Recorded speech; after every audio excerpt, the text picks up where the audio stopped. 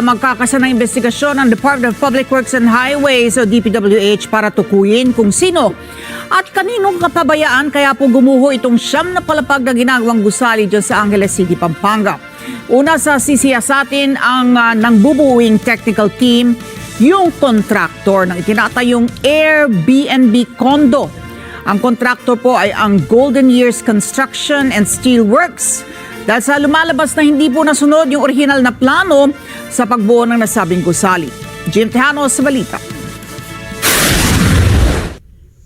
Kasunod ng malagim na pagguho ng siyam na palapag ng gusali sa Barangay Balibago, Angeles City, Pampanga nitong linggo ng madaling araw, agad nagtungo sa lugar ang Department of Public Works and Highways o DPWH upang tumulong sa nagpapatuloy na search, rescue and retrieval operations.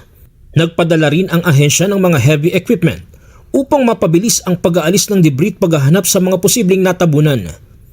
Ready to go once na sabihin ng BFP, kailangan na silang immobilize. So at least mga 6 na heavy equipment ang nandito na. Bukod sa pagtulong sa operasyon, bubuo rin ng DPWH ng technical team para magsagawa ng masusing investigasyon kaugnay sa sanhi ng pagguho ng gusali. Batay sa inisyal na investigasyon ng mga otoridad, nakapangalan umano ang building permit sa Golden Years Construction and Steel Works, isang kontraktor na nakabase sa Malabon City.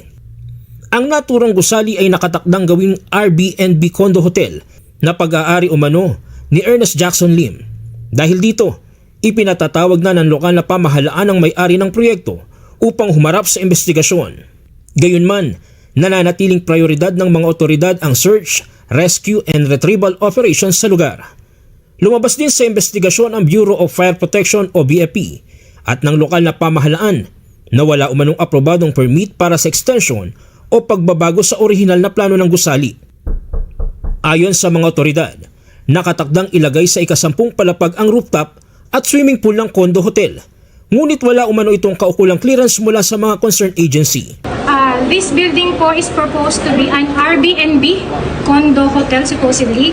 Ang may-ari po nito ay si Mr. Ernest Jackson Lim. As per the site engineer right now, for the structural po, almost tapos na po sila at nag-finishing na sila.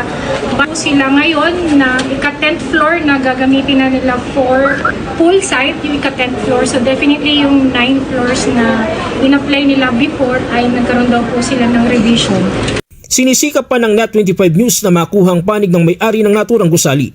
Jim Tejano para sa mata ng Anguila, matatag, matap, matapat.